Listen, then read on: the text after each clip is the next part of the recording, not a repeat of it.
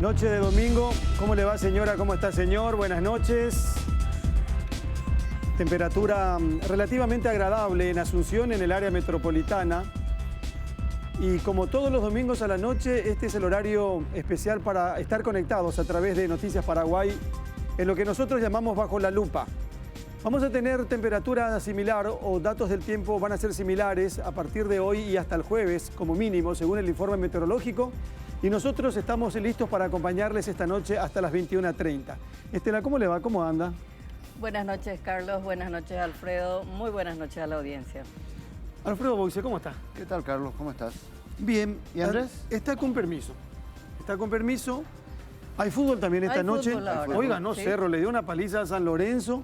Se está volviendo apasionante el torneo Guaraní. Qué partido ayer le ganó a Libertad. Olimpia, si gana, va a ser puntero. Y si no gana Olimpia y gana Guaireña, Guaireña también va a estar cerca del puntero y va a estar por encima de Olimpia. Al entrar escuché que Olimpia metió un gol faltando segundos para terminar el primer tiempo. Sí, señor.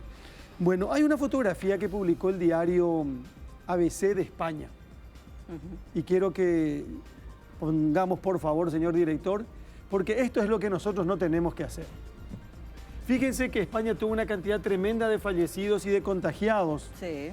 Uno de los países europeos y del mundo más afectados por esto que se llama COVID-19. Y esto ocurre hoy en España. Me decía Luis Barreiro esta mañana, te puedo asegurar si esta foto era de Paraguay, iba a decir nosotros los paraguayos ya otra vez. Esta es una fotografía de un país europeo, de España, donde no se respeta el tema del distanciamiento. No sé si hubo o no lavado de mano, pero categóricamente Tapabocas, no hay mascarilla. Y el título dice, ni distancia ni mascarilla. Esto es lo que no se debe hacer. La segunda oleada inminente si no se actúa ya con coordinación, dice el diario. Exacto. Fíjense, ayer, doctor Estela, 3 fallecidos, Sí. y todos de Ciudad del Este. Todo de Ciudad del Este. Y vamos a tener datos en algunos minutos más. Estamos volviendo otra vez al informe nocturno, Sí. Sí. como era sí. en un principio. Sí, ¿Recuerdan? sí, Sí, en ¿Cómo un fue al principio comienzo? era Que todos entre estábamos 7 y 8. pendientes del informe de Mazzoleni, el informe de Mazzoleni, bueno, eso cambió, el informe ya lo da el Ministerio de Salud, que empezó o continuó el informe de Mazzoleni entre el mediodía y la siesta y parte de la tarde en algún momento, pero ahora a la noche. Y a propósito del Alto Paraná, está en comunicación la doctora Idalia Medina. Hola doctora, ¿cómo le va? Buenas noches. Muy buenas noches, Carlos. Muy buenas noches a toda tu audiencia. Doctora, usted es presidenta de la Asociación de Médicos del Departamento. Sí, así mismo, Carlos. Asociación de Médicos del Alto Paraná. La AMAP. Doctora, cuéntenos, por favor, estamos muy pendientes de lo que pasa en el Alto Paraná. ¿Cómo están trabajando ustedes? ¿Qué informe tienen ustedes como asociación? Porque hoy se centra la información en esa parte del país y usted como responsable de esta asociación, ¿cómo están los hospitales públicos? ¿Cómo están los sanatorios privados? ¿Y qué se sabe y se conoce de la cantidad de contagiados? Por favor, doctora. Mira, Carlos, la situación no está nada agradable. Digamos, cada vez aumentan los casos sospechosos y positivos también de COVID. Entonces van colapsando el sistema de salud acá del este del país principalmente, también en los sanatorios privados, algunos que fueron destinados exclusivamente para los pacientes sospechosos, están en sus terapias ya colapsadas también, de hecho que el privado no tiene mucha capacidad y entonces ya se ven también rebasados. El hospital público, como ustedes saben, también ya su capacidad máxima y el hospital integrado IPS Ministerio también ya están. Los colegas, obviamente, que ya están también cansados. Hay casos de contagio también entre los colegas y bueno, ya van también en aislamiento, va disminuyendo el personal. Y por eso es lo que apelamos muchísimo a la conciencia de la gente, porque esto solamente vamos a combatir el virus. Nosotros empezamos a mantener, a quedarnos en nuestras casas, a no salir por salir nomás, evitar la aglomeración, porque acá es un festín, nadie respeta nada, lastimosamente está así. Yo entiendo que la gente tiene que salir a trabajar, pero tiene que ir al trabajo, después volver a la casa, tomar todos los cuidados necesarios como lo hicimos desde un principio, ¿verdad? Ahora ya hay un brote y si continuamos así, esto ya no va a terminar y inclusive va a aumentar cada día más, ¿verdad? Usted se anima, perdón. La situación de médicos, sí. No, perdón, doctora, ¿usted se anima a decir que la situación hoy en Ciudad del Este es alarmante? Así mismo, están pasando muy mal los colegas con los pacientes, inclusive hay pacientes que se están derivando a la capital del país ya. Desde esta semana veníamos arrastrando eso, por decirte, el miércoles, jueves, viernes, sábado, domingo, imagínate, continúan esos casos llegando y casos muy graves, ¿verdad? Entonces, Es alarmante esta situación. Nos preocupa sobremanera esto, me preocupa la situación de mis colegas y de todo el personal que está trabajando, tanto de enfermería, personal de limpieza y todo, porque estar expuesto al virus todo el día, ¿entendés? Eso es, en los hospitales el contagio es altísimo, ¿verdad? Por más de que te cuides de repente, estar ahí con ese enfermo 24 horas no ha de ser fácil para nadie, ¿verdad? Entonces, la ciudadanía tiene que entender eso. Esto ya no es cuestión de que estemos buscando culpables ahora, ya no es el momento. Esto es el momento de que todos podamos juntos buscar una solución, y la única solución es acatar las disposiciones ministeriales, el distanciamiento social principalmente, el uso de nuestros tapabocas, lavado de manos, y ver cómo progresa esto, porque esto no es de ahora, esto lo se refleja desde hace 2 semanas atrás, y así vamos a irnos, así vamos a continuar, y ojalá que esta cuarentena, digamos, que se volvió a dar en la zona, que la gente entienda realmente cuál es la cuestión y cuál es el fondo de todo esto, Carlos. Hola. La gente no dimensiona, eso es lo que nos preocupa a nosotros. Doctora, acá hay una cuestión. Está el doctor Boxia que quiere preguntarle también, y Estela Ruiz Díaz, la compañera, que también va a preguntar, pero le quiero decir esto. Hoy, en este momento, Alto Paraná, Ciudad del Este específicamente, ya no depende solamente del sistema de salud, depende del comportamiento y del estricto cumplimiento del protocolo sanitario.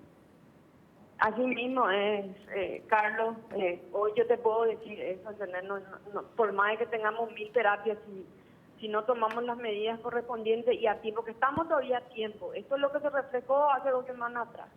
Y bueno, y tenemos 2 semanas como para tratar de mitigar esta cuestión, porque si no, como dijo un colega, ahí vamos a estar llenos de muertos dentro de poco, porque ya hay casos de muerte que vienen llegando, pacientes que de repente no llegan, no sabemos qué pasó, porque tampoco tenemos una inmediata, digamos, respuesta del resultado, ¿verdad? Entonces es difícil decir, este es positivo, este no, ¿verdad? Se mueren los pacientes y al esperar el resultado recién vas a entrar en la estadística del ministerio de repente, ¿verdad? Pero hay muertos, y eso la gente tiene que saber, que ya está colapsado el sistema, y probablemente el sistema de salud de todo el Paraguay, Ciudad del Este, va a colapsar, porque todos los pacientes probablemente, porque hasta ahora se pueden derivar todavía los pacientes, pero también Central no queda muy lejos.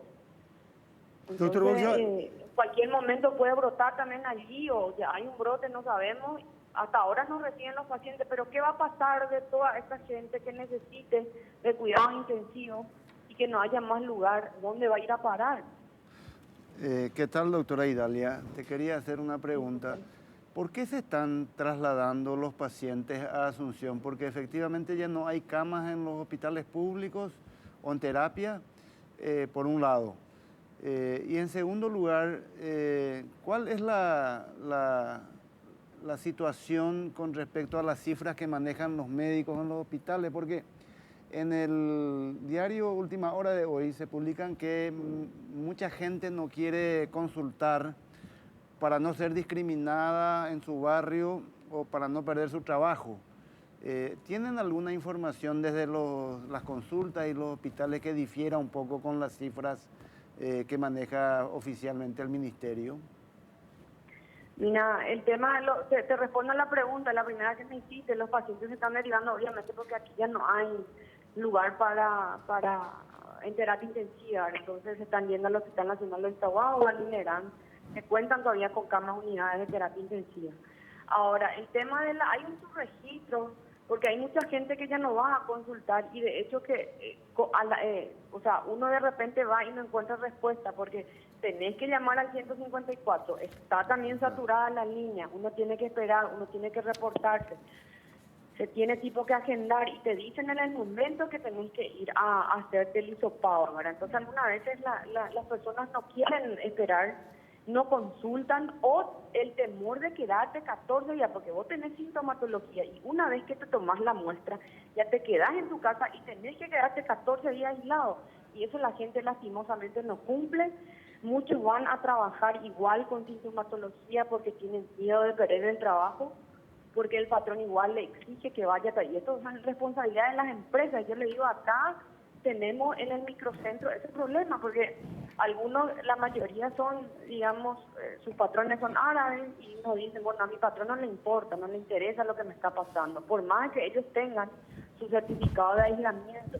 Entonces cuesta, entonces eso también satura de repente el sistema de salud porque se van pacientes de repente asintomáticos, tuvieron contacto con algún sintomático en su empresa, sí o sí tienen el hisopado, no tenés rápido el resultado, tenés que estar en cuarentena y antes del resultado inclusive ellos se van a trabajar.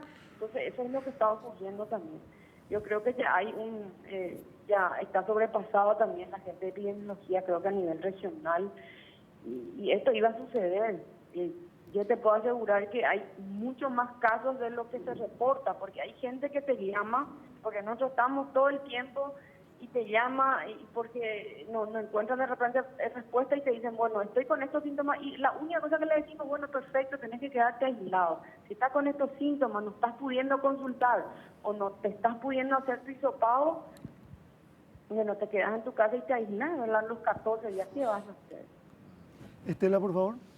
Sí, doctora, ante estas circunstancias estamos viendo que los últimos informes del Ministerio de Salud de reportes diarios, bueno, la concentración a nivel de contagios y de muertes, lamentablemente, Ciudad del Este es la noticia.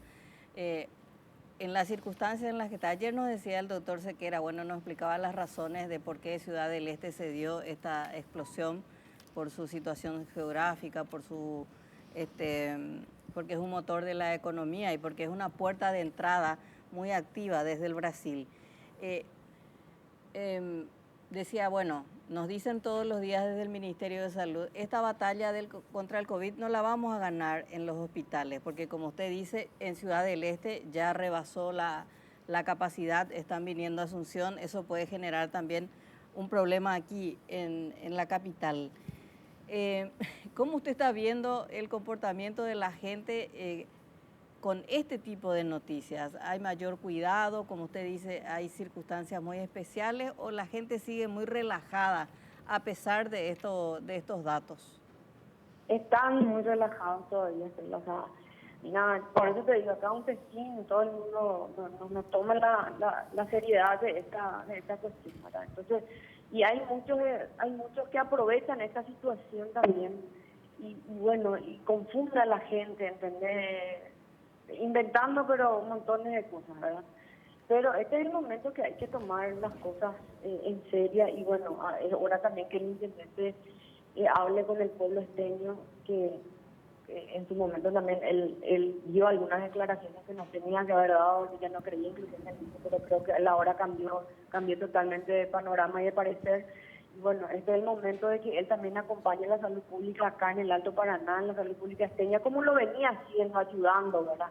Pero ahora es muy importante que las autoridades locales salgan y digan realmente cómo estamos y cuál es la situación. Es el momento de mostrar realmente nuestra realidad, ¿verdad? Acá no hay que esconder nada, la gente tiene que saber cómo estamos.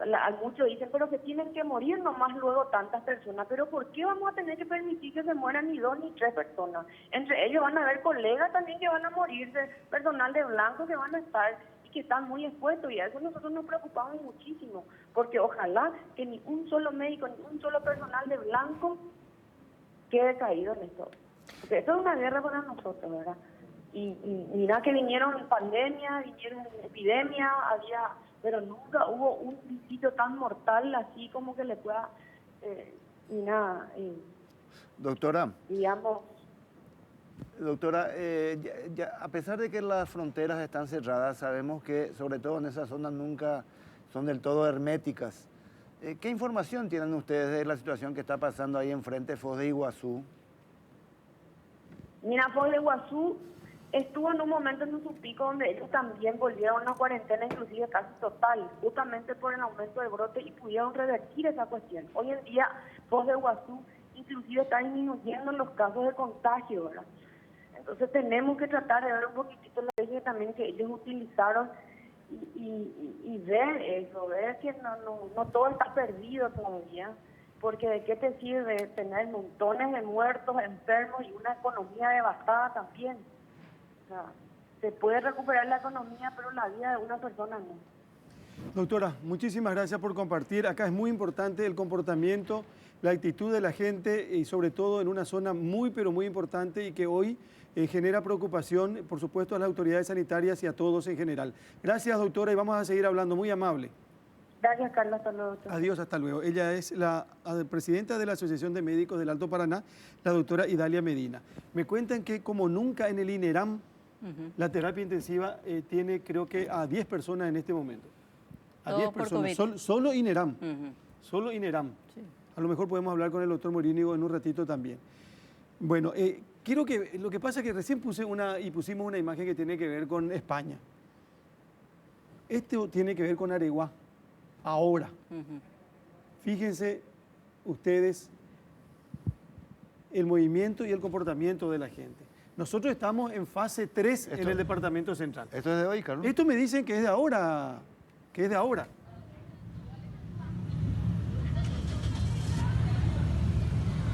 Ahí está, Aregua. Entonces es muy difícil. Si estamos en fase 3 y si nadie controla y si la gente no se cuida, esto se va a ir complicando, señoras y señores. Esto está muy peligroso.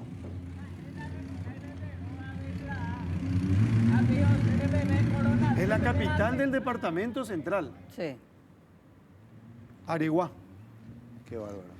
Y uno puede entender, Estela, Alfredo, que la gente tiene ganas de salir, ¿verdad? De tener un rato libre, pero si se hace, no sé, con distanciamiento, con mascarilla, yo no sé si esto es lo más prudente. Esto, por ejemplo, Ciudad del Este no puede hacer, o el Alto Paraná no puede No, hacer, esto porque no. a partir de las 5 de la tarde, ahí todo a su casa. Sí.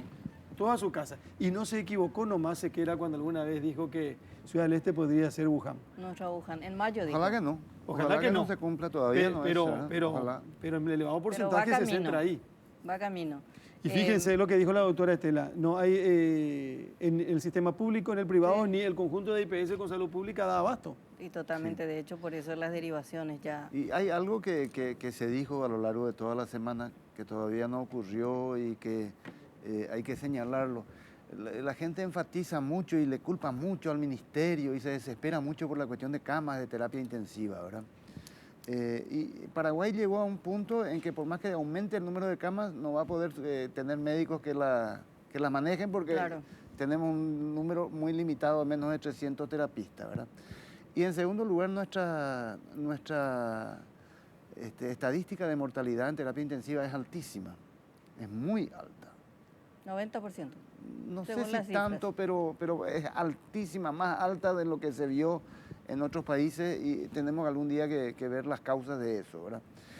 O sea, las batallas que llevemos allí las vamos a perder y las batallas que podemos ganar se hacen antes del hospital.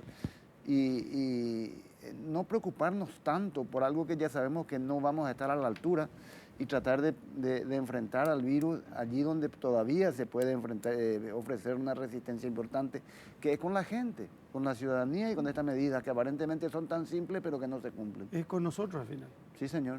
Y lo que son las cosas, ayer hablábamos, Estela, de cómo se destacaba en una página del diario La Nación hasta la situación económica y financiera de Paraguay con relación a otros países. La Nación de Buenos Aires. La Nación de Buenos Aires. No significa que nosotros estemos, no, nosotros estamos, como diría alguien, menos peor que otros, ¿verdad?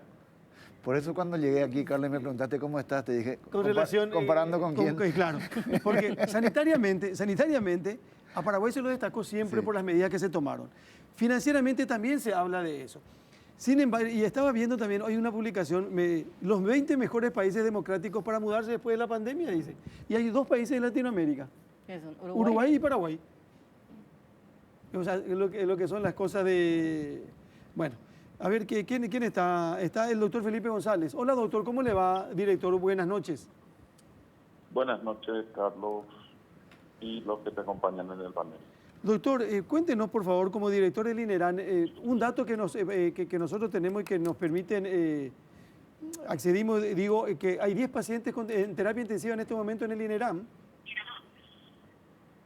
Sí, Carlos, tenemos 10 pacientes en la unidad de cuidados intensivos adultos en el área, digamos, vieja del hospital. Tenemos una cantidad también ya en crecimiento en el área de aislamiento del hospital. Y finalmente el pabellón nuevo de urgencia que tiene una capacidad de 16 pacientes, está con 6 y siguen viniendo sobre todo del este, que es lastimosamente el epicentro nuestro y es el que lastimosamente yo creo que va a llenar nuestras urgencias y nuestras terapias rápidamente. ¿Qué tal, doctor? ¿Cómo está? El doctor Boxia te habla. ¿Cómo te va, Boxia? Pero muy bien. Hablar contigo. Para la gente que no conoce la estructura del INERAM, incluido yo, en cuanto a la capacidad total, esta cifra que estás dando, ¿qué representan? ¿Es mucho? ¿Es preocupante? ¿Es lo habitual en esta época del año? Bueno, en esta época del año, Alfredo, para que sepas, nosotros ordinariamente teníamos nada más que 10 camas de terapia intensiva. Hemos aumentado en 41 camas y en este momento eso se va ocupando de manera acelerada y sostenida, y es lo que preocupa. Yo creo que en el transcurso de la siguiente semana vamos a estar con una capacidad bastante al tope, digamos. Todavía tenemos posibilidad de seguir creciendo en el área del hospital de contingencia, pero eso va a depender de la contratación de más recursos humanos, de la provisión que me han dicho de más equipos biomédicos. Y bueno, vamos a entrar probablemente en plena lucha, como está ocurriendo en el resto de la región. No vamos a hacer la excepción, lastimosamente, a esa regla. Doctor, usted dice 41 camas disponibles. Para repetir, ¿cuántas están ocupadas hoy? Y en este momento, en una de las áreas tenemos 10. Te voy a ir diciendo por área porque realmente tenemos 10 ocupadas en terapia intensiva adultos. En la parte de aislamiento tenemos unos 7 pacientes que están ingresando, ¿verdad? También ya esa unidad. Y unos 6 en la urgencia, pero esto es muy cambiante. Estamos recibiendo una tasa y esto solamente en las últimas horas. Es lo que preocupa, o sea, hay un crecimiento rápido. ¿Estos pacientes están viniendo desde algún punto del interior, doctor? La mayoría vienen del este. ¿De Ciudad del Este? Sí, señor. Doctor, ¿y qué pasa cuando se complete la cantidad de terapia en el INERAM? O sea, bueno, yo supongo que Salud Pública va a tener que intervenir ahí, pero ustedes tienen, así como están las cosas, y a medida que pasan los días pueden tener colapsado el sistema. Y así es, Carlos, en la medida que nosotros nos vayamos llenando, que va a ocurrir tarde o temprano, se irán enrolando otros centros también previstos para el sistema. Y bueno, iremos pasando de un hospital a otro, lastimosamente es así. Incluso el nivel privado tendrá que presentar concursos. Yo no creo que pasemos a ser diferentes al resto de la región. Es lo que se nos dijo hasta el cansancio. Estas medidas que permiten cierta mitigación y no un contagio masivo, porque eso es lo que caracteriza a esta enfermedad, el rápido contagio y la saturación pronta del sistema de salud pública, que es lo que no queríamos, ¿verdad? Doctor Felipe González, recién hablábamos, antes de conversar con usted, sobre nuestras cifras aparentemente más altas de lo que se ve en la región de mortalidad en los pacientes con COVID en terapia. ¿Usted tiene alguna información o alguna opinión al respecto? Lo que yo te puedo decir de lo último que hemos aprendido a lo largo de estos casi 6 meses es que el uso pronto de los anticoagulantes, sobre todo hemos comenzado a hacer un protocolo de una dosis mixta, vamos a decir, de heparinas de bajo peso asociadas a heparina sódica en infusión continua, permitieron recuperar a muchos de los pacientes, Alfredo.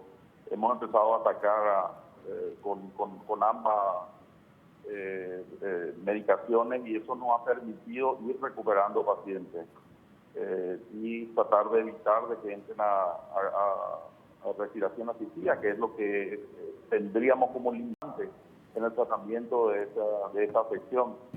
pero en este momento estamos con unos 6 a 7 ventilados y con el resto de los pacientes en decúbito prono, tratando de recuperar y evitar de que entren a una asistencia respiratoria ventilatoria. Doctor, muchísimas gracias por compartir con Bajo la Lupa, con Noticias Paraguay, estos datos. Estamos actualizando, vemos un sistema muy golpeado en Ciudad del Este, en el Alto Paraná, y por los datos que tenemos, y para cerrar esta conversación, doctor, ¿esta es la primera vez que tienen esta cantidad de personas en terapia intensiva con relación al COVID-19 en el INERAM? Así mismo, Carlos, lo hemos ido manejando de una manera bastante relajada, como decíamos en las anteriores semanas, y bueno, ahora ha habido una eclosión realmente y comienzan los sistemas a hacer necesaria la internación masiva en varios centros, no solamente el nuestro. Doctor, muchas gracias, muy gentil como siempre, que tenga buenas noches. Gracias a ustedes. Adiós, hasta luego. El doctor Felipe González, director del INERAM. Sí. 2 polos, Ciudad del Este y la derivación de pacientes desde Ciudad del Este al INERAM. Sí. Hace que aumente la cantidad de personas en terapia intensiva como nunca en esta pandemia. Lo acaba de decir el doctor González. En la Argentina, a partir de mañana se suspenden las reuniones sociales en todo el país. Una decisión del presidente de la República en la Argentina. Reuniones sociales a partir de mañana lunes. Y decía el doctor, no vamos a estar ajenos de lo que pasa en la región. Bolivia tiene más de 3.000 muertos, Sí. Qué bárbaro. por ejemplo, en las últimas horas. Alrededor tenemos situaciones muy preocupantes, y de hecho esa circunstancia hizo que Ciudad del Este fuera el epicentro hoy de la pandemia en Paraguay, ¿verdad? Pues, o sea, la mayor cantidad de contagiados positivos y que estamos logrando ahí, que estamos teniendo, perdón, y muertos, no sé ya si a estas alturas, no sé si ya se está haciendo.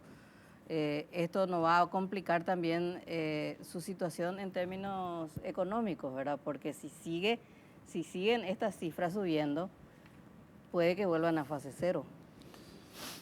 Sí, Bueno, ojalá que no. ojalá que no.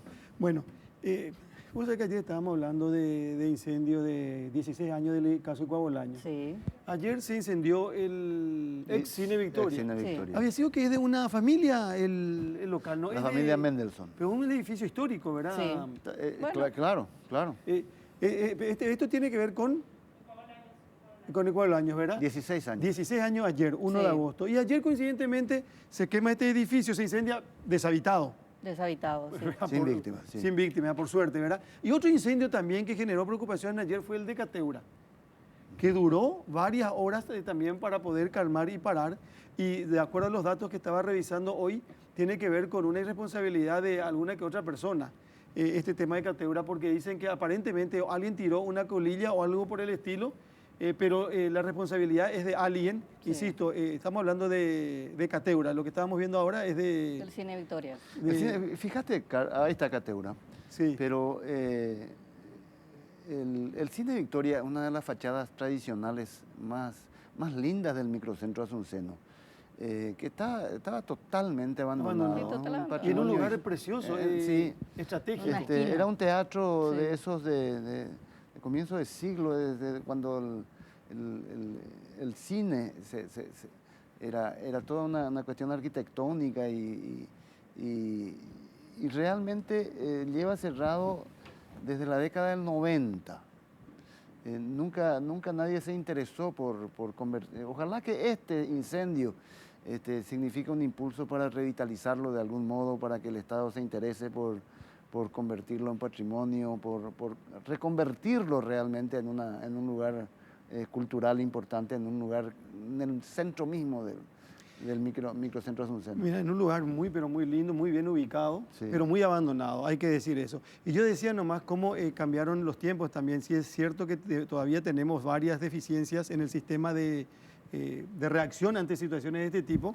Ayer se apagó esto, se apagó lo de Cateura también gracias a un trabajo que hizo la gente de la empresa, de la municipalidad y los bomberos, porque eso también podía complicar por lo menos a la zona, Seguro. a las zonas aledañas. Por suerte la Bueno, fachada se salvó. tengo tantas cosas que contarles a ustedes.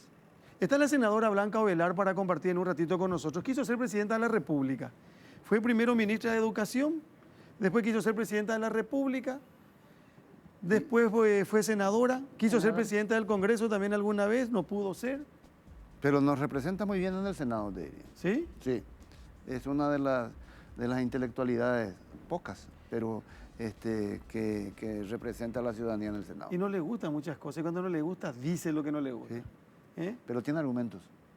Y No vamos siempre a ver- estamos de acuerdo. Vamos a ver pero qué le responde a usted con relación a algunos temas de actualidad en el ámbito político partidario en las últimas horas. ¿Saben que alguna vez se cotizó, así se dice, lo que es el Buen Pastor hoy? Sí, Muy lindo lugar también, doctor Estela. sí. Muy bien ubicado. Bueno, frente a un cementerio. En una avenida Mariscal López. Sí. 18 millones de dólares, dice.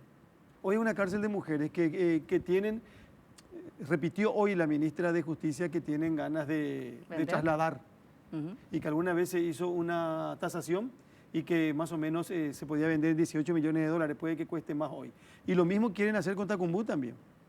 Del otro lado, cuando yo vivía, bueno, vivo hasta ahora en Villamorra, pero recuerdo que se construía el edificio que está del otro lado del cementerio, se construía y se ofrecían los departamentos con la propaganda, un lugar con vista al futuro. Muy bien, muy bien hecho. No, pero digo nomás que hoy un shopping de Montevideo, por ejemplo, dicen que era una cárcel en algún momento. Sí, sí. Sí. Por ejemplo, ¿verdad? Lo que pasa es que hay mucha gente en las cárceles. Se están construyendo 3 cárceles. El Tacumbú debería desaparecer por la cuestión de la costanera. Sí, La costanera Sí. Es incompatible con una cárcel allí. por ejemplo. Bueno, tenemos que hacer nuestra primera pausa. En un ratito hablamos con la senadora Blanca Ovelar. Viene a visitarnos esta noche. En este momento las demostraciones de amor tal vez no se ven, pero están en todas partes. Lavarte las manos 1000 veces, eso es amor. Ponerte un barbijo, eso es amor. Comprar en los negocios de tu barrio es amor. Esperar para vernos es amor. Cada día necesitamos más amor. Sigamos encontrando nuevas maneras de demostrarlo. El amor nos necesita. Alma Mora, desde el Valle Pedernal de San Juan, Argentina, Alma Mora Malbec se presenta como un vino fresco, de color rojo, intenso, con sabor a frambuesas, ciruelas y vainilla. Su textura suave y final, muy sabroso, lo hace ideal para acompañar carnes rojas o simplemente beberse solo en buena compañía. Hoy nos acompaña Alma Mora, gentileza de distribuidora Gloria, como siempre, como todos los domingos. Y como nosotros en el programa tenemos todo, así como tenemos un rico vino, tenemos también Cuo.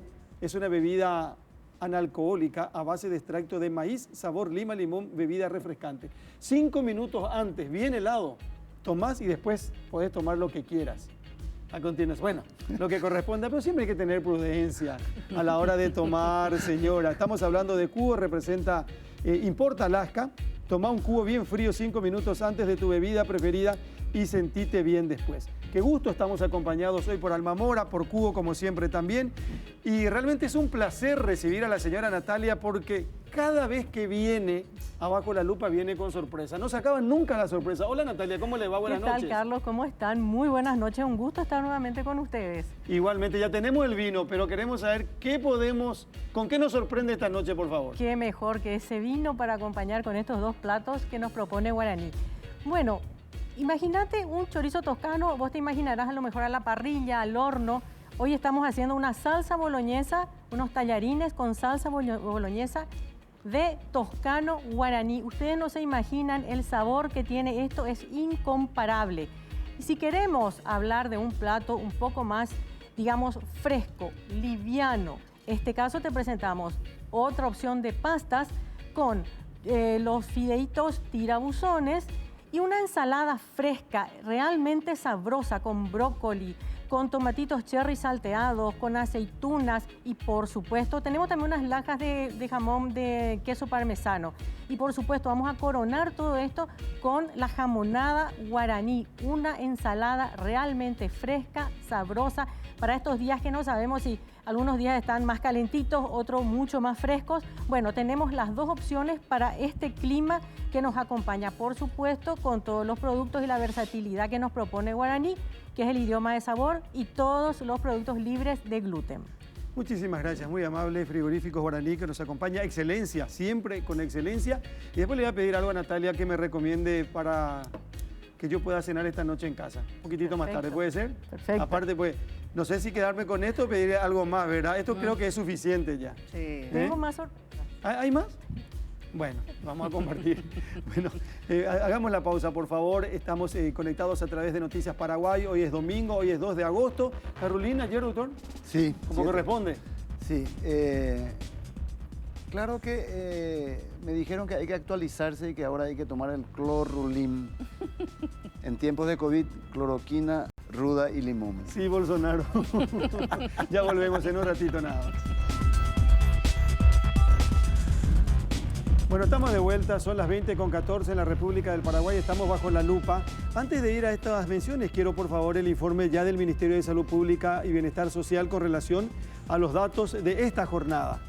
Ahí tenemos la cantidad de pruebas realizadas, que son 1015 muestras, 159 positivos, 96 por contacto, 4 del exterior y 59 sin nexo, todos en aislamiento. Sí, 63 internados, como nunca. Ayer ya había 59. Y 14 en terapia intensiva. Como nunca. Hablábamos un poco más temprano con la presidenta de la Asociación de Médicos del Alto Paraná, contaba la situación hasta nada agradable, decía ella. Y Ciudad del Este es una bomba de tiempo. Ya está derivando pacientes a Asunción. Y ya deriva, ya no tiene lugar en Ciudad del Este, deriva pacientes a Asunción, lo confirmó el doctor Felipe González, director de NINERAM, que cree que esta semana posiblemente va a tener ocupadas todas sus camas. Esto tiene que ver con salud pública. Repito, dio a conocer hace minutos nada más el último informe y dice los casos sin nexo provienen de Asunción 18. Sí. Asunción 18 casos sin nexo. Ciudad del Este otra vez tiene 16.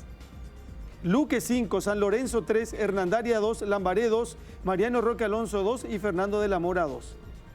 Así que Asunción y área metropolitana medio que lo mismo. Así hay que sumarle directamente ya lo de San Lorenzo, Fernando, Lambaré, Roque y mira Alonso. que son 2, 4, 6, 8, 16 más 18 son 24. 20, 23. 34. 34 casos en el departamento central. Sí. Con Asunción, por supuesto. Que vaya número, ¿eh? Tus bombones Garoto favoritos ahora tienen un mejor precio. Disfrutá de su dulzura a tan solo 13.500 guaraníes. Encontralos en Codiza Market y en los supermercados más importantes del país. Yo suelo decir, y Andrés nos va a aprender, este tema de lavarropas. Tenés que tener un lavarropa en tu casa que tenga la función Fresh Car de Whirlpool. Andrés estaba viniendo y no sacó la ropa de lavarropa y le llamó a la señora y le dijo, Andrés, venga. Y otra vez, todos los domingos le pasa lo mismo. Los otros días llegaba un poco más tarde, ahora ya ni siquiera vino. Este tema, Andresito querido, la función Fresh Car de Whirlpool mantiene las prendas frescas dentro de lavarropas hasta 6 horas después del lavado con una combinación de vapor y suaves movimientos del tambor. Elegí vos también la innovación de Whirlpool y disfrutá de tus actividades sin preocuparte. Whirlpool, cada detalle cuenta con el pacto de confianza NGO. Y a la hora de tener un 0 kilómetro, uno dice, ¿puedo tener un 0 kilómetro? Y claro, si vos mismo armás el plan de pago, donde en Automotor podés hacerlo, repito, con Automotor, cuotas desde $90 con service y seguro gratis. Armá el plan de pago de tu próximo Hyundai, Isuzu o Geely y además participás del sorteo de un 0 kilómetro. Para más información ingresa a automotor.com.py o llama al 021-238-6765. Automotor, 50 años acelerando emociones. Senadora Blanca Velarco, gracias por venir, buenas noches. Buenas noches, Carlos, buenas noches, Estela, buenas noches, Alfredo. Un saludo a la amable audiencia. ¿Cómo está? ¿Cómo anda? Y luchando, como todos, estresado en la cuarentena, con problemas en el ojo, que por eso está rojo todavía. Pues no se nota mucho. No se nota mucho. Me propuse venir para no fallarle. No, por favor, estoy muchas aquí. gracias. Sí. Valoramos muchísimo. ¿Qué opinión tiene del ministro de Salud, doctora, senadora? El ministro de Salud es un gran profesional, una personalidad estupenda y ha tomado decisiones muy favorables para nuestro país. Si ese encierro temprano nosotros no hubiéramos hecho, hoy iba a ser muy diferente la historia. Si miramos las estadísticas y el comportamiento de esta desgraciada pandemia que tiene en el mundo a los gobernantes más connotados contra las cuerdas. Realmente Es algo inédito en nuestra historia moderna, o sea, por lo menos en este siglo, nosotros habremos escuchado y habremos leído en los libros sobre lo que es una pandemia, pero esto realmente es un desafío enorme para todos y hace emerger lo mejor y lo peor del ser humano, como en toda situación crítica, ¿verdad? Yo tengo enorme confianza en el ministro Mazzoleni. Él ha enfrentado esto con la máxima, yo creo que con el máximo acierto. Tiene un buen equipo, el equipo que le acompaña, no sé si todos, pero tengo absoluta confianza en Sequera. Me parece una persona muy empapada del tema y muy actualizada del tema de la epidemia. Cada vez que habla uno aprende algo, es claro, sabe comunicar, así como el ministro.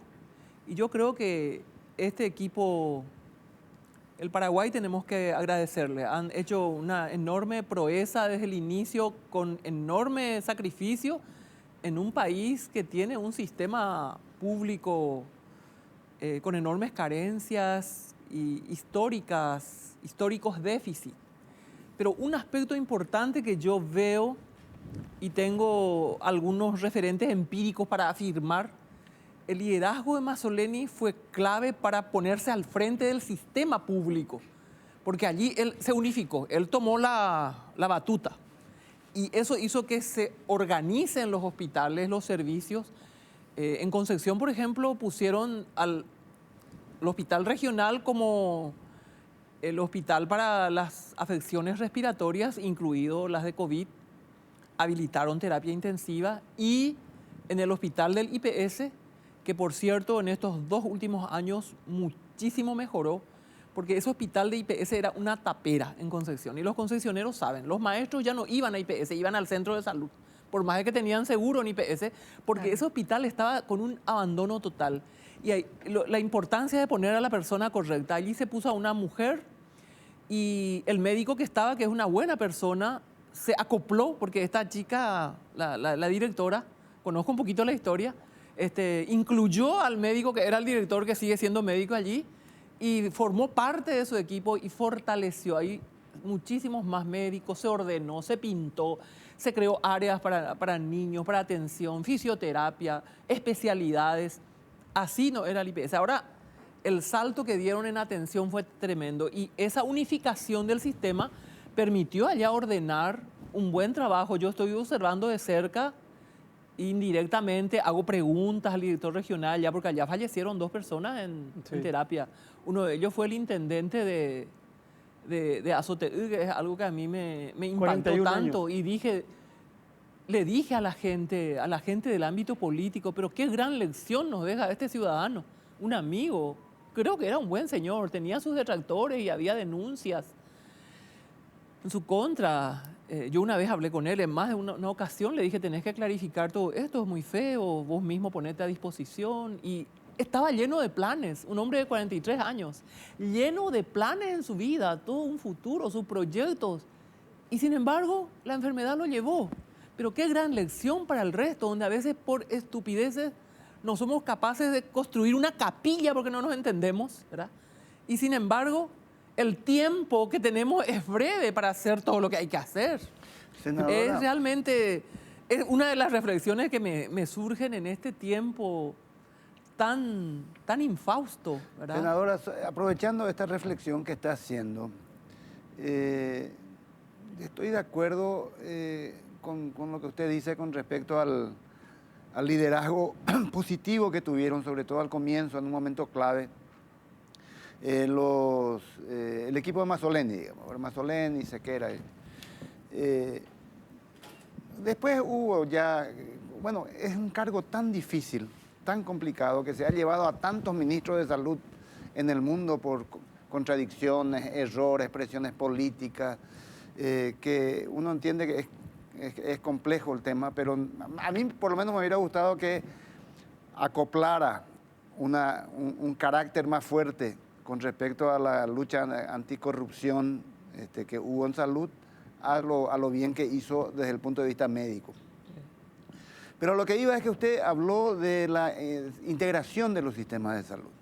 Y yo recuerdo que en campaña electoral, no en campaña electoral, cuando fue nombrado y todavía no había asumido, Mazzoleni hablaba de eso como una especie de leitmotiv de sus planes. Claro, todavía no había pisado el ministerio, no sabía la jungla que era eso, pero hablaba del sistema uruguayo, de que era necesario integrar todo, seguridad social, Ministerio de Salud, la parte privada.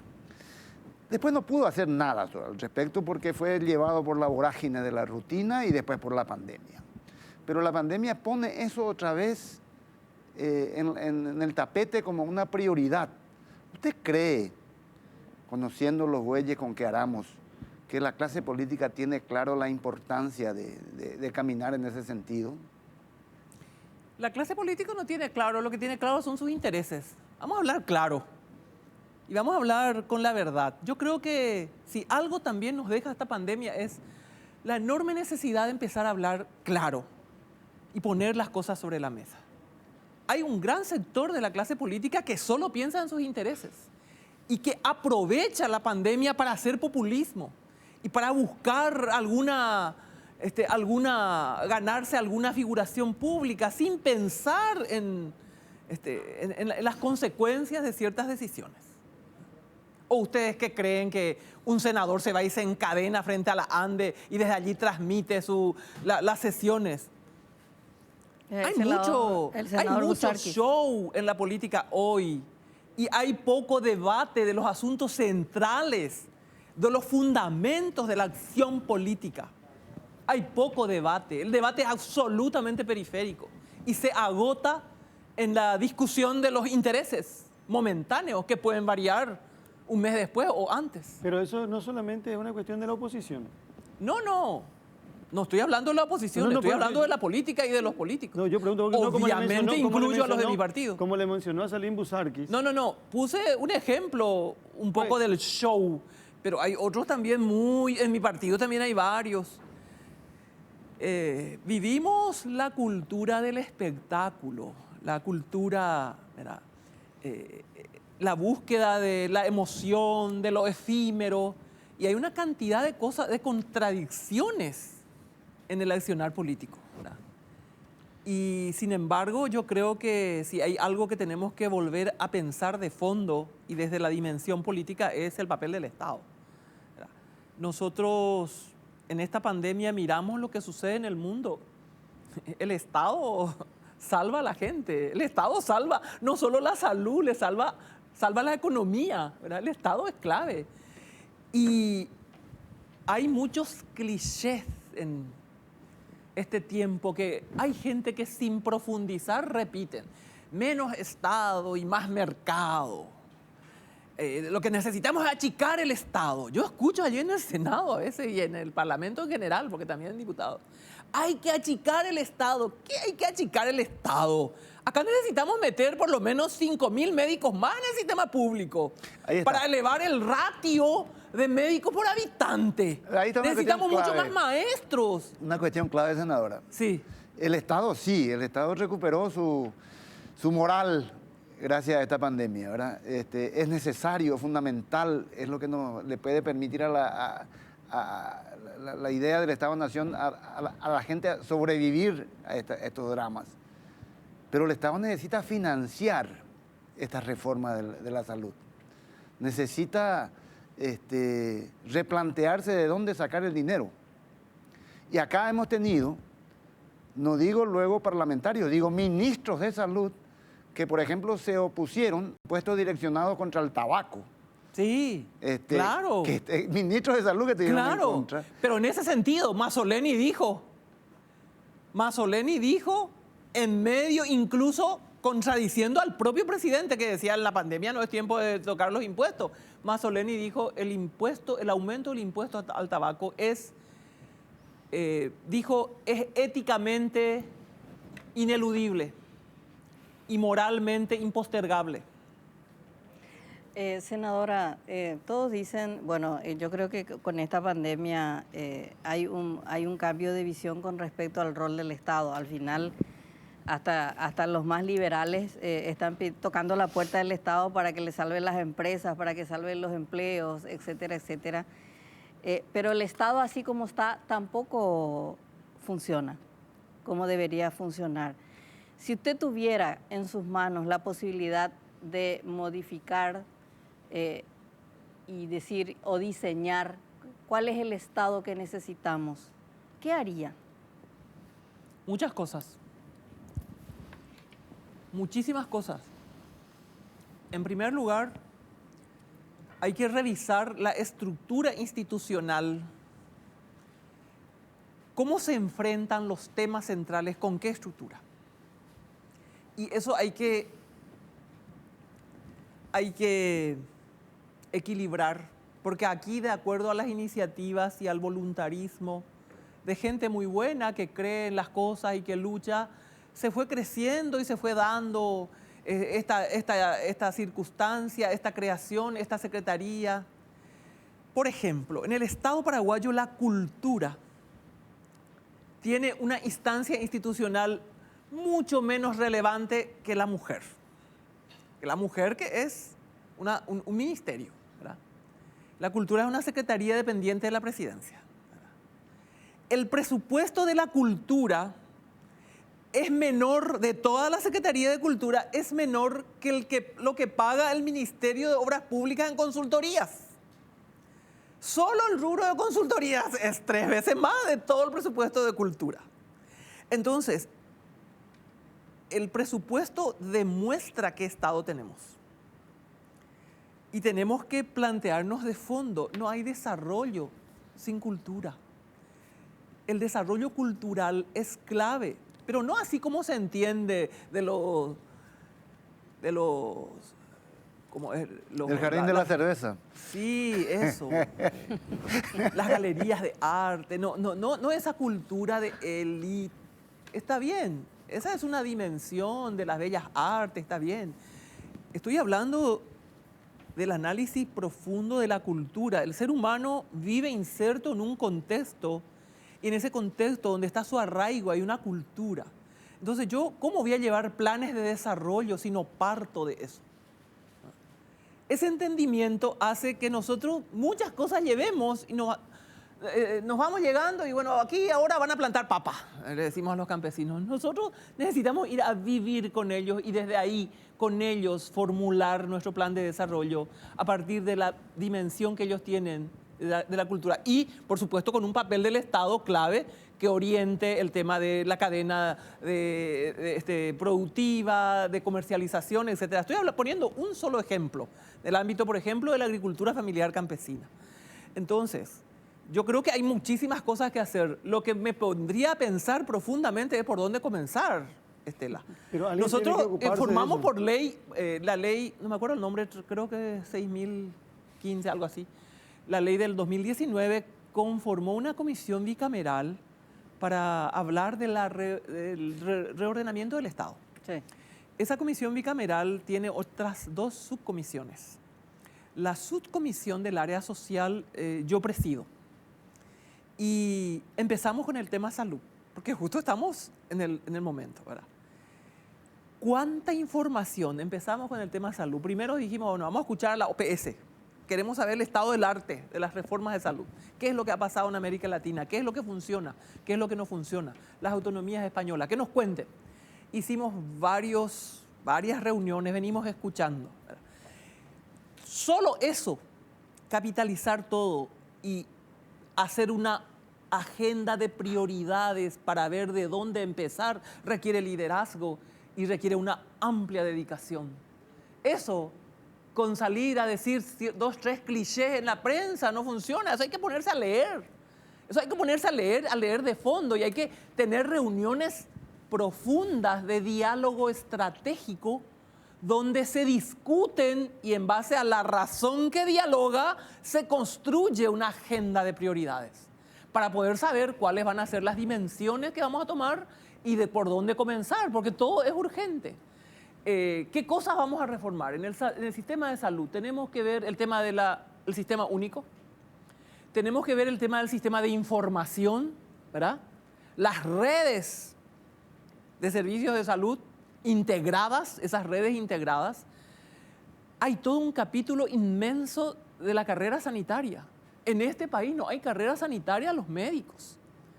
Un médico con experiencia que es director de un hospital sube a un nuevo gobierno y puede ser reemplazado por una persona que ni hizo el CONAREN. Ocurre. Entonces eso es un desastre. ¿Cómo no va a haber una carrera? Una carrera que se... Y después hay otros muchos temas. Por ejemplo, el tema de la formación de los médicos. Allí yo tengo una cantidad inmensa de cuestionamientos porque los hospitales que van a ser hospitales escuelas tienen que ser hospitales academizados. Allí no puede ser cualquiera y el estudiante que se va mira. No, el profesor que está allí, el jefe de sala o el jefe de piso o el jefe de servicio o el jefe de la cátedra, tiene que ser producto de un escalafonamiento, de una carrera académica y tiene que asumir la formación de los médicos. Y eso solo ocurre en clínica. Y un poco en la católica con el IPS, que por la cantidad de pacientes tienen alguna experiencia, porque después el resto de la formación de médicos. 21 carreras de 21 facultades de medicina. Una locura, es una locura. Estamos formando médicos. En Pedro Juan Caballero hay 9, en Ciudad del Este otras tantas. Esa es una expresión más acabada de la profunda crisis de la educación superior. Si hay sector en el que está en una profunda crisis es la educación superior. Y venimos arrastrando porque no fuimos capaces como país de sacar adelante un proyecto. Fíjense que nosotros, cuando yo estuve en el ministerio, mirábamos el tema de la reforma de la educación y veníamos trabajando y la reforma de la educación superior. Y enviamos una nota a la Comisión de Educación del Senado que presidía el rector de una universidad privada. Y le decíamos, el presidente del Consejo de Universidades, el presidente del CONED, que es Domingo Rivarola, y yo, que soy ministra, le pedimos una reunión a usted porque necesitamos ponernos a hablar de la reforma de la ley de educación superior.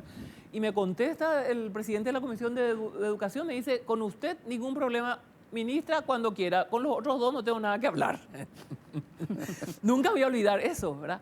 Y ¿cuánto hay que hacer en ese tema? ¿Cuánto hay que hacer? Nosotros tenemos una profunda crisis y lo más grave es a ustedes, Alfredo, Estela, que siempre analizan la realidad, Carlos y amable audiencia. Lo más grave es que en la raíz de toda esa crisis hay un problema ético. En la raíz de todo ese desentendimiento y de toda esa puja es un problema ético.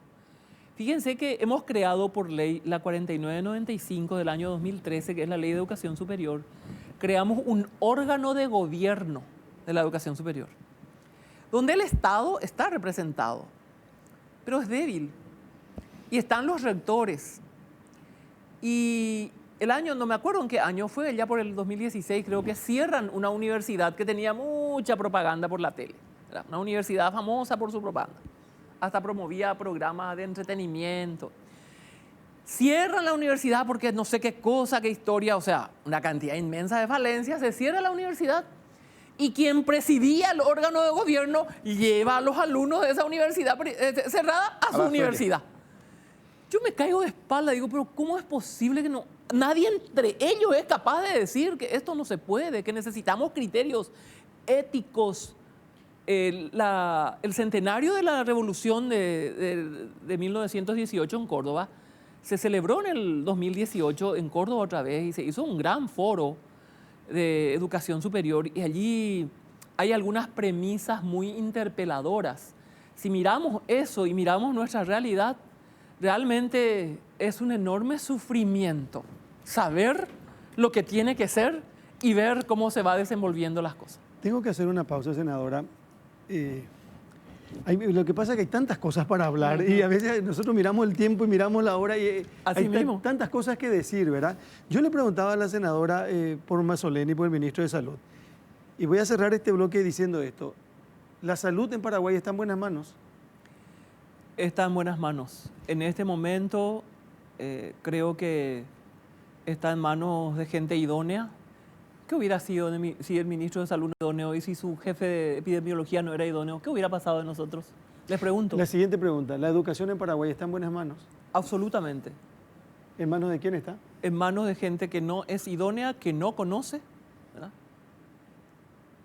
La educación realmente está mal. Está mal, los tiempos son difíciles, es cierto, y nadie tiene fórmulas mágicas para enfrentar este tiempo, pero ya estaba mal, ahora está peor nomás. La senadora Blanca Ovelar nos visita esta noche bajo la lupa. Quiero volver a esto que tiene que ver, que me dejó también pensando esta noche con relación al informe que se dio de la cantidad de sin nexo. Se concentra en Asunción y Central, en Asunción y en Alto Paraná. Sí. Y Central también. No, pero Mariano Roca Alonso, pero sabes que sí, pero sabes que un solo caso en Guairá, Allá está. que es en Colonia Independencia. Un solo caso. Después tenemos 20 casos en el Alto Paraná y tenemos 38 casos de Asunción con Central. Quiere decir que los 58 casos de los 59 están acá. En Concepción no hay ni uno. No. Allá hay- se cercó. Los del ese norte, brote, los del norte estamos salvados. se cercó ese brote, hubo un brote. Sí, y cercaron muy golpeó bien. y tuvieron que retroceder inclusive en Cercaron algún muy momento. bien, sí. Pero fíjense en lo que significa en materia de porcentaje. Hay un cuadro que podemos poner, Jenny. El mayor porcentaje hoy está en Alto Paraná y a partir de mañana se instala un viceministerio de salud en el Alto Paraná. Qué bien. Uno de los viceministros se va a trabajar ya, y no sé hasta cuándo, en el Alto Paraná a consecuencia de esta situación. Teníamos nosotros, yo recién, y es para compartir esto porque vamos a irnos a la pausa ya, pero vale la pena poner esto que tiene que ver con los números en nuestro país. Alto Paraná tiene el 47,1% hoy. 47,1%. Central tiene el 28,6% y Asunción tiene el 12,6%. Y después nadie llega a 5%, el resto del país. Por ejemplo, Caguazú 2,9%, Paraguarí 2,2%, Concepción 1,1%, Cordillera 1%, Presidente Ayes 0,9%, Amambay 0,8%, Itapúa 0,5%, Guairá 0,5%, San Pedro 0,5%, Misiones 0,4%, Canindeyú 0,4%, Ñembucú 0,2%, Cazapá 0,2% y Boquerón 0%. Valorable lo de Amambay porque tiene una amplia frontera con el Brasil. ¿Y Salto del Guairá? Canindeyú, También. que también es frontera. Acá hay, para destacar lo de Amambay y lo de Canindeyú, que es muy diferente a lo de Ciudad del Este. Sí. Muy diferente a lo de Ciudad del Este. Bueno, vamos a hacer la pausa, por favor. Seguimos con la senadora Blanca Ovelar en un ratito nada más. La primera plana del diario Última Hora vieron esta mañana. Durísima. El título y la fotografía. Portada de Última Hora esta mañana. La plana mayor de la Junta de Gobierno del Partido Colorado. Esta es la portada de hoy del diario Última Hora y ahí tienen ustedes lo que dice: ANR tiene cuatrinomio de terror. Pero esto no es está entrecomillado, ¿por qué? Porque el que lo dice Hugo Estigarribia. es Hugo Estigarribia, que fue Sí. alguna vez senador. Una Sí. persona que estuvo muy cerca de Luis Castiglioni mucho tiempo. Sí. Hugo Estigarribia. ¿Y qué pasa con esta fotografía? Pedro Aliana prorroga su mandato al frente de la Junta de Gobierno, ¿verdad? Sí. Y se instalan nuevos vicepresidentes: José Alberto Alderete, Luis Castiglioni y Javier Zacarías Irún. Sí. Antes de preguntarle a Estela y a Alfredo, le pregunto a la senadora Blanca Ovelar, ¿qué opinión tiene del título y de la fotografía en sí? Yo creo que la prensa está en su papel, ¿verdad? No, pues esto no es Ese la prensa. tipo de cuestiones. Esta siempre- es la opinión de Hugo Estigarribia, el que dice Sí. ANR tiene cuatrinomio de terror. Sí. Eso forma parte también de los acuerdos políticos para lograr la gobernanza. Allí se hicieron esos acuerdos y cada sector propone a sus candidatos. De hecho, Aliana era luego el presidente y en esta coyuntura se extiende el mandato, ¿verdad?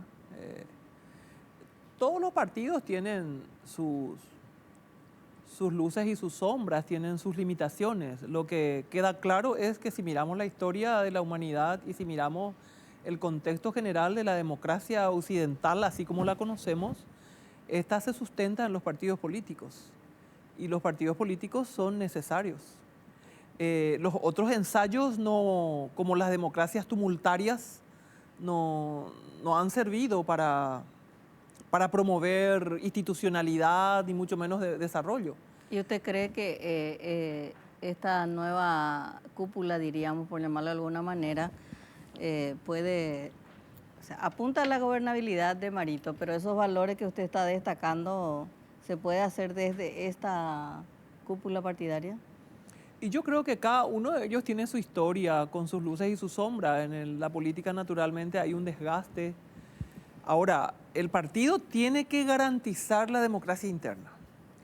Lo que nuestra formación cívica, no sé cuántos años ni cuántos siglos nos va a llevar a tener una... Porque vemos también que en los países donde nos miramos, porque tienen una tradición democrática, también cuesta de repente armar los gobiernos.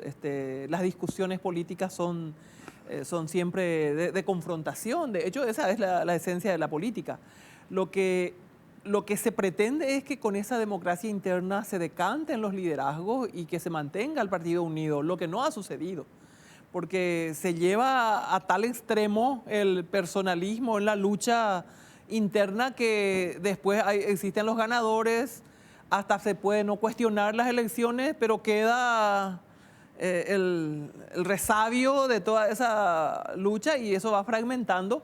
¿Por qué? Porque hay intereses demasiado fuertes, ¿verdad? Y cuesta anteponer el interés fundamental, porque eso requiere de amplio debate y reflexión y diálogo razonado. ¿Qué cosas es lo que está en juego? ¿Por qué vamos a enfrentarnos? ¿Qué cosas necesitamos de cara a lo que podemos hacer por el país? Ese debate es muy precario, no existe. Nuestra democracia no ha llegado a ese nivel. Conste que yo valoro muchísimo que el Partido Colorado, siendo un partido que sostuvo la dictadura, ¿verdad?, donde la obediencia debida de la dedocracia se transmitía hasta el último escalón. Sin embargo, cuando vienen los tiempos de libertad y la apertura democrática en nuestro país, el partido rápidamente aprendió a hacer sus procesos internos, ¿verdad? Yo creo que hoy por hoy hay una institucionalidad para juzgar un proceso interno que es mucho más robusta y que fue aprendiendo, a diferencia de otras agrupaciones políticas donde yo no veo el mismo proceso, ¿verdad? Eso yo tengo que destacar del Partido Colorado, ¿verdad? ¿Qué sintió cuando vio la foto de Mario Abdo Benítez y Horacio Cartes? Y hay una cuestión clara. A ver, no se puede ganar una elección con el partido dividido. Tampoco se puede gobernar con el partido dividido. Pero esa unidad no tiene que basarse solamente en una unidad de intereses. ¿Usted cree tiene que haber un proyecto político? ¿Sí? Y vamos a observar, yo espero que estos líderes de mi partido sean capaces de transmitir con claridad un interés colectivo y un interés político que nos una y nos convoque a todos y que no sea esta unidad solamente de intereses. ¿En qué sentido? Tiene que haber está muy bien la unidad, no vamos a ganar ninguna elección con el partido dividido y es muy difícil gobernar con el partido dividido. Senadora, usted sabe mejor que nadie eso, que el partido no puede ganar. Claro. Dividido. Así mismo, por eso digo, no se puede ganar elecciones, tampoco se puede gobernar, es muy difícil gobernar, pero tiene que haber un proyecto político doctrinario. Acá hace falta doctrina, tenemos que ver a la doctrina y tiene que haber un plan de Estado que se discuta, donde los grandes temas se discutan, ¿verdad? Y no tiene que haber impunidad. Senadora. Porque si hay impunidad y si esto es para salvarse, ¿Sabe qué, produce un desencanto enorme. Hay hijos de Colorado que hoy no se quieren afiliar. ¿Sabe qué, senadora? Hay un problema que ustedes los colorados resuelven siempre bajo el título de la unidad y porque si no vamos a perder las elecciones. A estas alturas el Partido Colorado es una maquinaria electoral perfecta, gana elecciones, pero ¿para qué? El país que tenemos es el resultado de 70 años de gobierno colorado. Sí. Y las cifras son negras. Entonces, probablemente usted haya sido una de las senadoras que mejor ha versado sobre la diferencia que había entre la institucionalidad que representaba la candidatura presidencial de Mario Abdo contra un estilo de gobierno de Horacio Cartes. Entonces, toda esa discusión y la razón de la victoria de Añetete en las elecciones generales se diluye o no con este pacto. Y depende, va a depender muy bien de cómo se conduzca esta unidad. ¿Y qué tiene que pasar para que yo no crea que o simplemente una unidad electoral para ganar elecciones, para Tiene tener que haber un poder. proyecto de gobierno. ¿Y cuál es el proyecto? Y tiene que haber un proyecto de gobierno y tenemos que discutir y entender todos qué vamos a hacer con la gente, qué vamos a hacer con la pobreza, qué vamos a hacer con la agricultura familiar campesina, qué vamos a hacer con la juventud, qué vamos a hacer con la educación superior. Tiene que haber un proyecto. Pero y en ¿en ese qué? proyecto tenemos que discutir, porque si solamente es de acomodos, entonces va a ser una gran decepción. Pero ¿en qué espacio político, en qué foro hay ese tipo de discusión? ¿En el Senado, en diputados, en la Junta de Gobierno? Esa es la gran pregunta. La Junta de Gobierno, hasta en tiempos de Stroessner, era espacio de discusión. Hasta en la época de Stroessner allí había discusiones y habían voces, ¿verdad? Por supuesto que mayoritariamente eran de los aduladores del régimen, pero también habían voces. Y hoy la Junta de Gobierno no existe. Hoy la Junta de Gobierno está muda. No hay un espacio de debate. Allí es un espacio, bueno, no estaba lo funcionando y vino ahora la pandemia y con eso sí que ya completamente. Las seccionales no funcionan, las seccionales no existen. ¿Puedo ir a la anécdota microscópica? En la reunión esta última que hubo, usted intentó plantear alguna autocrítica. Sí. Y se descompuso el sistema de micrófonos y de sonido. ¿Fue una casualidad eso?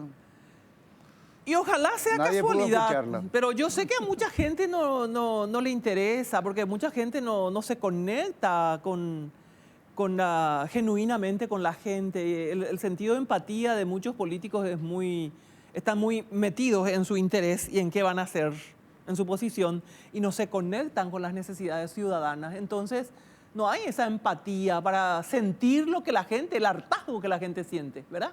Hay hartazgo y eso es un peligro porque nos pueden venir los populismos de derecha o de izquierda. Está demostrado que tampoco son la solución. La democracia sustentada en instituciones es lo que mejor nos sirve para gobernar en la democracia. La democracia sustentada en instituciones es lo que mejor nos sirve para gobernar en el marco de las libertades. Y es cierto que en la democracia necesitamos, y para gobernar, hacer acuerdos políticos, pactos, pero estos son efímeros y necesitamos asentarnos en las instituciones. Si miramos la historia, miramos el mundo desarrollado, miramos la institucionalidad es lo que va salvando, entonces necesitamos debatir. Los partidos políticos tienen que ser espacios de discusión. Hoy las seccionales están cerradas, no funcionan. Hay presidentes de seccionales que no pudieron conformar su comisión directiva porque no se entienden, porque se discuten por cuestiones. Claro, está ligado a nuestra baja formación cívica, pero sobre todo está ligado a esa manera exacerbada de poner en primer lugar el interés. ¿Verdad? Claro, pero usted plantea la cuestión de las seccionales como algo que es vital para la institucionalidad de la República y se ha demostrado con el tiempo que las seccionales coloradas no son sino operadores políticos que maman del Estado y a partir de ahí resuelven problemas puntuales de determinadas personas. Pero, o sea, no sé cuál sería en este contexto de pandemia, de situación de crisis económica, etcétera, etcétera. Entiendo que como debate partidario usted plantee eso, pero yo le pregunto de los grandes acuerdos para resolver los problemas políticos eso tiene que ser en la Junta de Gobierno que tenemos hoy. Eso tiene que ser en la Junta de Gobierno y en los espacios que se creen. Los espacios de diálogo razonado tienen que hacerse en todos los ámbitos, ¿verdad? Si uno lee la memoria de los más grandes estadistas, uno tiene claro que realmente el diálogo constructivo para ir decantando los temas y perseverando en aquello que es más relevante, es clave para ir también forjando esa institucionalidad. La construcción de la esfera de lo público requiere esa capacidad de diálogo y tiene que tener espacio. Yo me refería a las seccionales en términos estrictamente de lo partidario, claro, doctrinario, porque también esta crisis de liderazgo que hay es porque no se tienen espacios de discusión. ¿Usted esperó que a menos de 2 años de cumplir su mandato, Mario Abdo ya tenga que solicitar el salvavidas de quien fue su peor adversario? Yo creo que a Mario Abdo le tocó un contexto sumamente difícil. Yo creo que el día que él juró, ese acto magnífico y ese muy buen discurso que él dijo y todo lo que se presentaba al futuro no avisoraba toda la coyuntura terrible que le tocó manejar, ¿verdad? Y yo creo que, mira, yo me acuerdo de esa inundación tremenda, luego la sequía, luego incendios, luego viene la pandemia, mira, de sobresaltos en sobresaltos, y una cuestión muy mal manejada que fue la cuestión de Itaipú, que significó un terrible susto, ¿verdad? Y casi el colapso del gobierno, ¿verdad? Pero yo creo que eso se fue dejando lecciones. Nadie sabe ni estudió para ser gobernante. Yo creo que se fue dejándole lecciones y yo espero que haya esos espacios de construcción de un entendimiento y de un diálogo. Yo me doy cuenta que cuesta nuestra cultura. Yo a veces digo, vamos a hablar, vamos a ver qué es lo que vamos a hacer en estos temas. Le digo a veces a mis colegas también y me doy cuenta que se llega a veces, ¿verdad? Se llega a veces a hablar, pero no es fácil. Como que echamos de menos la palabra que venga allá de allá, la línea que se eche y peaya yapota. Somos tan afectos al autoritarismo que la construcción de lo público, que es producto del diálogo razonado, de la razón dialógica, ¿verdad? No es fácil porque la gente espera, pues, el Mesías, que sepa y que diga lo que hay que hacer. Estoy rescatando algunas cuestiones, algunas declaraciones, algunas frases de la senadora. Dijo, por ejemplo, que la educación está en malas, no está en buenas manos. Sí, eso yo ya dije muchas veces. No, yo sé que no es la primera vez que pero dice. Absolutamente. Dice que la Junta de Gobierno no funciona, del Partido Colorado. No funciona. Así dijo. Espero que con este diálogo y este acuerdo ahora funcione. Pero antes tuvo... Yo le pregunto, ¿quién es líder del movimiento, del líder de bancada del Colorado NTT en el Senado? Y tenemos la renuncia del líder de bancada. Ya hace 15 días. Y no volvimos a elegir todavía. Todavía no se llamó a concurso. Estamos en un proceso de deliberación. Vamos a hacer otra pausa, pues no funciona la Junta, la educación está no está en buenas manos, la Junta no funciona y su movimiento, porque nadie le defiende, según Eduardo Peta, nadie le defiende al presidente de la República en el Senado. No le voy a contestar a Peta. Una vez me dijo, cuando le dije algo, me dijo Nambrena. Así me contestó una vez la senadora, le dije, senadora fulano, dijo otra cosa, Nambrena, Carlos me dijo. Bueno, tenemos que hacer un corte más todavía, Jenny. Está la senadora Blanca a hablar con nosotros. Alfredo, ¿alguna pregunta, Estela? Sí. Sí, claro. A ver. Por supuesto, hay muchas cosas que conversar con la senadora. La operación cicatriz es la operación de la impunidad, es una operación salvavidas para ambos protagonistas. Yo creo que esta pandemia de algún modo enlenteció, ralentizó, empantanó la política, en el sentido de que no está pasando nada, no hay liderazgos claros. Marito tiene que recurrir a Cartes tiene que ceder espacio en la Junta, este cuatrinomio no... Por más que usted diga que la unidad partidaria es necesaria, no expresa mucho optimismo de lo que pudiera venir para la política paraguaya. El liderazgo de Cachito Salomón está sostenido con chicle, con apoyo de la oposición. La oposición no se puede poner de acuerdo siquiera para poner como candidato a un subcontralor, una figura de tercer nivel. Y hay un volcán social que tampoco expresa liderazgos, ¿verdad? ¿Será que pese a la pandemia, la crisis económica y demás, la política paraguaya solo se mueve cuando hay elecciones y está en este letargo porque se postergaron las municipales? Y yo creo que sin duda el contexto condiciona muchísimo todo el devenir de la vida política, social. Usted me expresaba toda la crítica al Partido Colorado y todo lo que viene y en fin, por todo el tema de la unidad, y la pregunta que yo les hago y le hago a los tres, ¿qué ofrece la oposición? Sí, pero yo me refiero a todos en general.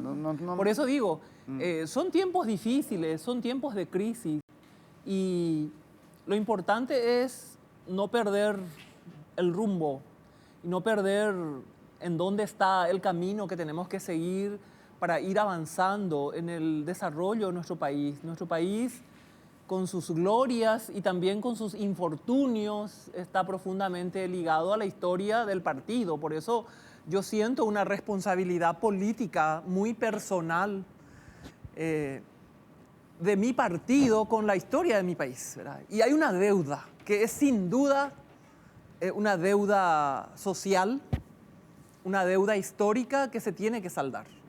Si la dirigencia de mi partido no entiende eso, si la dirigencia no entiende y sigue enfrascada en entender estos acuerdos solamente en función a intereses, eso va a ser una muy mala noticia para el Paraguay, porque necesitamos evolucionar y tenemos hoy un contexto que puede ir forzándonos hacia esa evolución. Yo tengo fe, yo soy esencialmente una persona optimista. Yo creo que los años de escolaridad que va subiendo en el Paraguay, a pesar de todas las miserias del sistema educativo, más la irrupción de la tecnología que facilita la comunicación y el acceso a la información en tiempo real, son dos elementos fundamentales que marcan un quiebre en esta tendencia de una sociedad inercial tremendamente conservadora que ha necesitado solo de crisis, pero extremas, para movilizarse en favor de un cambio. Yo confío en que hay una juventud que va cambiando, que va teniendo una información. Tenemos ley de acceso a la información pública, tenemos ley de transparencia, tenemos instrumentos nuevos para controlar más, por ejemplo, el uso del dinero público. Porque el problema endémico más grande, la pandemia más grande que tenemos es en nuestro país, bueno, no es pandemia, es aquí, a pesar de que hay muchos otros sitios que tienen ese mismo problema, es el tema de la corrupción. La corrupción hay en todas partes, pero la impunidad es el problema serio.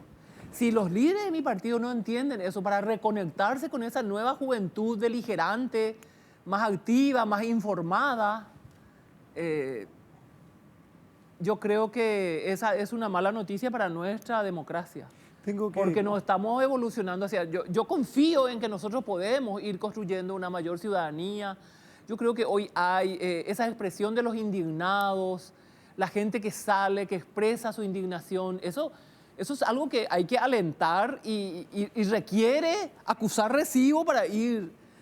Yo creo que hay una respuesta de los órganos gubernamentales que procuran conectarse. Hay otros que siguen autistas, pero yo me doy cuenta que las plataformas, por ejemplo, que se crean para hacer el seguimiento al tema de los gastos, la transparencia en eso, yo creo que son elementos que pueden ir favoreciendo una mejor calidad de la gobernanza.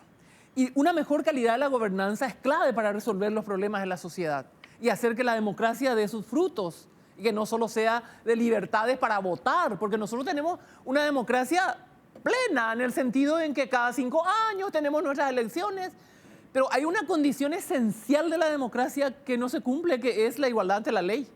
Nosotros no somos iguales ante la ley. Aquí el que robó una cantidad enorme, después soborna al juez y soborna al fiscal y se queda todo empantanado, y lo que a voces se sabe se cubre todo.